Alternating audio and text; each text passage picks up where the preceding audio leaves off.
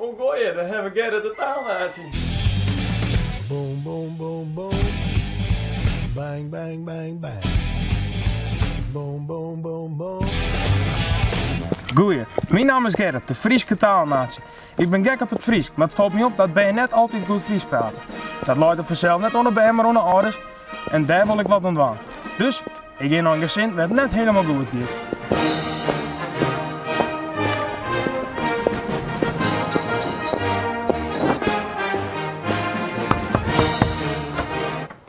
Oh goeie, dan hebben we Gerrit de taalnatie. Goeie, dat klopt. Kan jij dat het Fries in het huis net zo best is? Oh. Dus dat kom ik even checken. Nou ja, nou net eigenlijk. Ah, ik ren al terug. Op de lachter. Nou, dit is Gerrit de taalnatie. Hij wil ook in Fries met praten. Hij wil net Fries, wat dan net? Nou, ik ga altijd in de winterfeest praten, hè? In de winter? Oh. Oh, dat vind ik nu weer iets. En hoe komt het dan dat hij net Fries praat? Ja, ik ben wel heel erg mee bezig, Gerrit, maar ik denk dat het komt omdat mijn vrouw Nederlandstalig is. En die praat meer dan ik.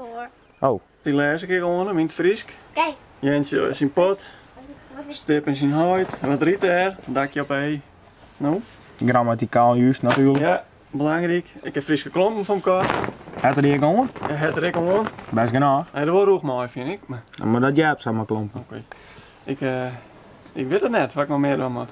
Uit onderzoek toch blijkt dat als bij een 5 size hier binnen, dan hebben ze de woorden van verschillende talen teruggekomen. En als je het trots zet met het Fries en het Nederlands, dan leert het beide talen. Dus dat komt hartstikke goed. Ik weet nog hoop.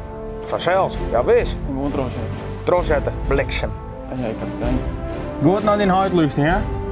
Dan stekst mooi wat op van het Fries. Nee. Oh. Nee.